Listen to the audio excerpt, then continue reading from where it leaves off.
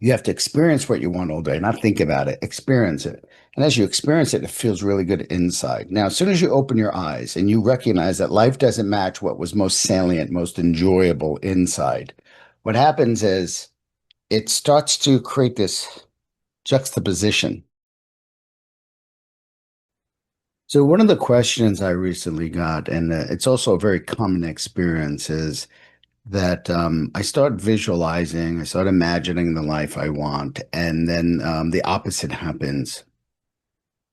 Well, this happens for a couple of reasons. So let's first understand the reason for imagining the life we want.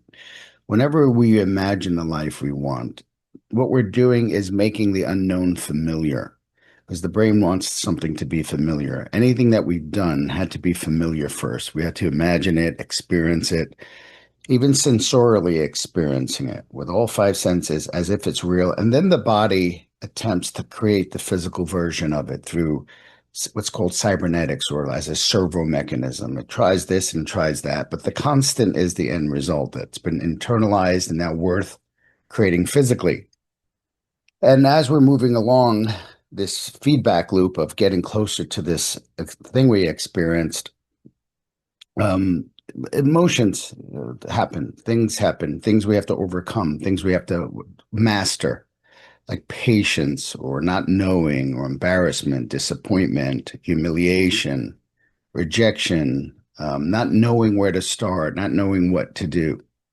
And so what happens is when someone dares to change their life, they start to imagine what they want. And as soon as you do that, sometimes the discomfort starts as soon as you imagine it. But if it doesn't, and you start to do that, and then something in the world happens, it's because anytime you visualize something and imagine it as real and sensorially full, like you can smell it, taste it, touch it, and there's a feeling of enjoying the experience, not wanting it, enjoying it. Like my friends used to say when I was younger, I didn't understand them. My friends that were doing these wonderful things, and they said, you just have to think about what you want all day. And what they were really saying was, you have to experience what you want all day, not think about it, experience it.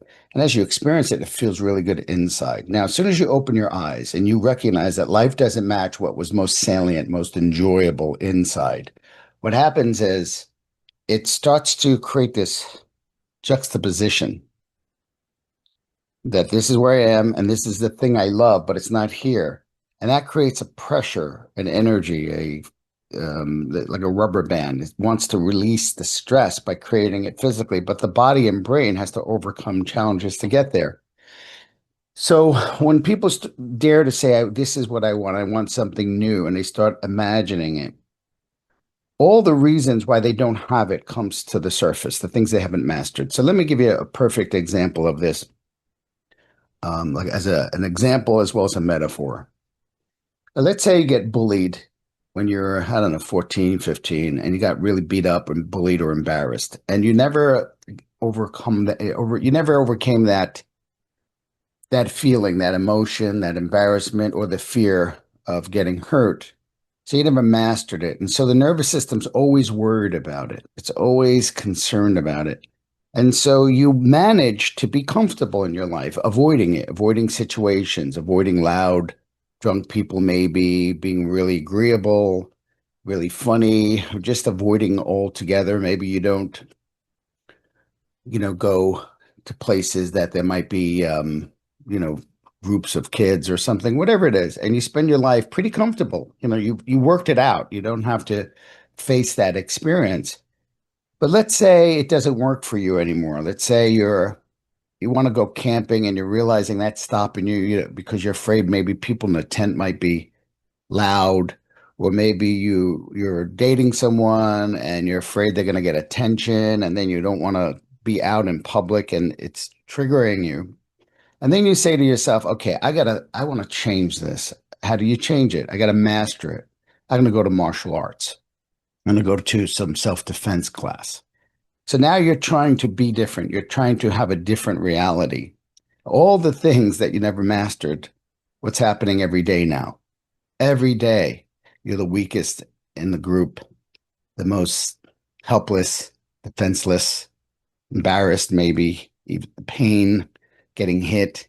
It might be slow at first, but what happens is you eventually start mastering that and getting comfortable with it. And it's not so much that you know how to protect yourself or defend yourself, even though that's part of what you're doing. You're being different, but also how you're becoming different is you're mastering the moments, the emotional moments of fear and shame and embarrassment, so you can be in a world without that unconscious pattern in the mind. So whenever we start to imagine something, if let's say a person's here and they want the perfect relationship and they imagine it, if they haven't mastered betrayal or lying, or if they haven't mastered that someone maybe doesn't want us, or that someone's going to be needy or insecure, and they haven't learned to get comfortable with that, that's the first thing that kind of shows up as soon as you start that juxtaposition in place. As soon as you become aware of where you are and what you want. That's why the first thing is to make this so compelling, it's worth the discomfort.